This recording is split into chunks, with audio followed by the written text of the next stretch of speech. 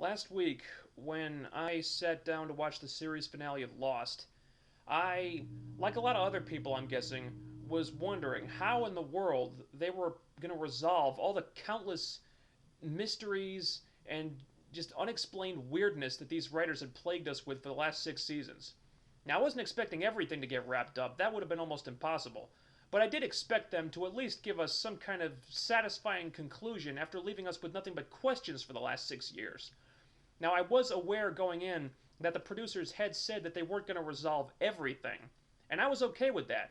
But when they said they weren't going to resolve everything, I didn't think that meant that they weren't going to resolve anything, but that's exactly what happened.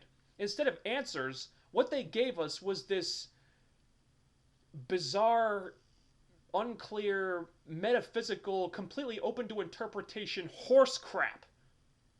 And now that I've seen it, now that the series is complete, all I have to say is, you sons of bitches. Why could Jacob leave the island but the man in black couldn't? Why did Jacob appear to Hurley as a kid after he died? Why could Sawyer, Jack, and Kate suddenly see Ghost Jacob? What the hell was the light in the cave? Why was there a giant four-toed Egyptian statue? Why did Walt have magic powers? Why did the smoke monster take pictures of Juliet in the rain that time? Why did Jack, Kate, and Hurley go back in time to the 1970s when they came back to the island? Why did turning the frozen donkey wheel move the island to a different place? Why do pregnant women die on the island? Where did Christian Shepherd's body disappear to in the first season? How did Jacob make Richard immortal? How could Miles talk to ghosts? Why did the cave turn the man in black into a smoke monster? Who was the woman Juliet looked like which made Ben enamored of her? Why did Richard try to kill himself when he thought he would go to hell if he died? Why did Charlie lock himself in the room and drowned when he could have easily run out of the room and shut the door behind him? Why did Saeed practically jump into bed with Shannon when he was on his way to meet Nadia when the plane crashed? And these are just a few of the questions I still have.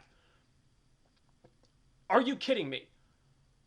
Are you fucking kidding me? They make us wait 6 years. 6 goddamn years. And then they hand us this X-Files bullshit? They resolved absolutely nothing. Fucking nothing. N-O-T-H-I-N-G, nothing. They gave us no answers whatsoever. Damn this show. Damn this fucking show. Fuck Lost, fuck every single member of that writing team, and most importantly, fuck Damon Lindelof and fuck Carlton Cuse. I hope you both get testicular cancer, you rat-faced sons of bitches. God fucking... Ah! Fuck! Oh.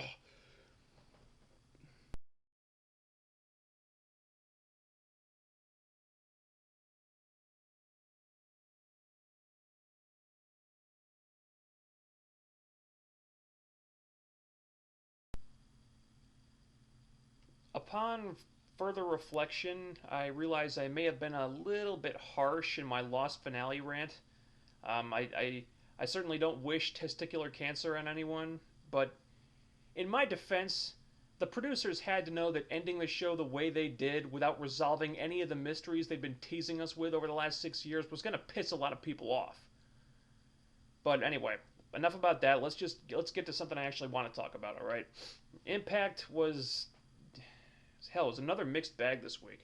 I'm getting tired of saying that. Um, I'm really liking the Jay Lethal push. I think losing the Black Machismo gimmick was the best thing that could have happened to that guy. He's definitely on the rise, and out of all the young talents on the roster, he's probably the one they're doing the best job with right now. Hogan was kept to a bare minimum for once, and he didn't bury any of the heels this week, thank God. Ken Anderson's face turn has gone about as well as TNA could have hoped for. I mean, I still think they should have kept him a heel just because they're really hurting for credible heels right now. But he's already one of the most over faces on the show, so I guess I can't argue too much. The Matt Morgan segment was good, even though I have no idea why he's getting the tag title shot at Slammiversary when the Motor City Machine Guns are the #1 contenders. More on that in a minute. Desmond Wolfe and Jeff Hardy had a really good match, even though it was way too short. AJ and Ken Anderson was also good. As a double main event, I thought this was really cool, but both matches combined only went about 12 minutes, which is just ridiculous. And no, Russo, I don't want 2 straight hours of nothing but wrestling. What I want is for you to give a main event match enough time to actually mean something so it won't feel like a throwaway segment. I mean, how are we supposed to take anyone seriously as a world title contender if they can get beat in 5 minutes? Come on, man. I like that they're putting Kaz with Ric Flair's group. Looks like it seemed like the fans weren't totally accepting Kaz as a babyface. So making him a heel, I think, is a great move, and he's someone who could really benefit from having Ric Flair talk for him. And I even like the friction between Kaz and AJ. I just hope it won't lead to AJ leaving the group just yet, because the announcer said something about Flair wanting someone from each title division on his team. I think Mike TNA said that. Yeah. And if they can manage that and hold all the belts, that's a real faction right there. I mean, AJ Styles, Desmond Wolfe, Beer Money, and Kaz as the heel like a heel faction with all the titles managed by Ric Flair. That would be awesome. So that was the good stuff. As for the bad stuff, I have a question. Why the hell is the tag title match announced for Slammiversary going to be the heel band versus a heel Matt Morgan and a mystery partner? First of all, why aren't the Motor City Machine Guns getting the tag title shot when they're the #1 contenders? Second of all, Matt Morgan seems to be starting a feud with Samoa Joe and or Kurt Angle, while also feuding with the band, when the band are still feuding with Inc. and 3D, who are also feuding with each other, while the rightful #1 contenders are working matches on Explosion. Now, if you can make any sense of that, then for God's sake, come on here and explain it to me, because I tried to figure this out and my ears started bleeding. Also, I have no idea what the purpose of this Abyss Chelsea thing is.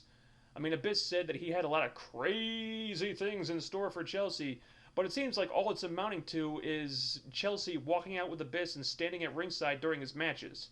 Okay, yes, it is continuing the feud with Desmond Wolfe, but I don't even like this feud that much because those guys really don't match up very well. And at this point, I have zero faith that the writers are going to use the feud to put Desmond Wolfe over like they should. I mean, I understand that Hogan and Bischoff love Abyss. I get that, but his push is just not working. Either turn him heel or kill his push and try something else with him. Because the whole magic ring thing just hasn't caught on. And one last thing, while it is good that they're announcing Slammiversary matches early, because a lot of the time they just wait until the last minute to do that, which is just stupid. To be honest, the card so far looks pretty lousy. I mean, you got Sting versus Rob Van Dam, which shouldn't even be happening in the first place, and I'm not interested to see it because I know it's probably not going to be very good. You got Brian Kendrick versus Doug Williams, which should be a good match, but neither guy is even on TV right now, and Kendrick hasn't won more than 2 matches in the last 6 months, so I don't know why the hell he's getting a title shot. You got Roxy versus Madison Rayne, which might be a good women's match, but they already gave it away for free last week. Then you got the band versus Matt Morgan and a mystery partner, and that whole situation is just a complete mess. Because you got the band feuding with 3D and Inc. Morgan's feuding with Samoa Joe and possibly Kurt Angle. The rightful #1 contenders are not even on the show right now, so I don't know what the hell is going on in this match, but I know I don't care about it. I care about Morgan versus Joe, or Morgan versus Kurt Angle, or the band versus the Machine Guns, but not Morgan versus the band.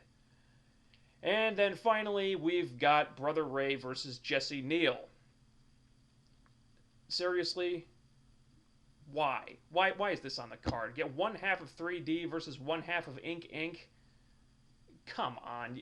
You want to put that on a B pay-per-view, that's one thing. But not Slammiversary. This is one of your most important pay-per-views you have all year, and you want to do Brother Ray versus Jesse Neal? Does anyone even care about that feud?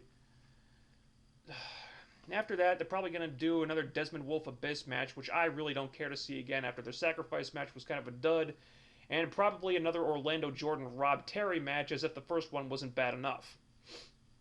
And when you add that to the fact that we're apparently not getting a King of the Mountain match this year, Slammiversary just feels like a throwaway pay-per-view. And unless they have some damn good build-up in the next few weeks, I'm not going to order this thing.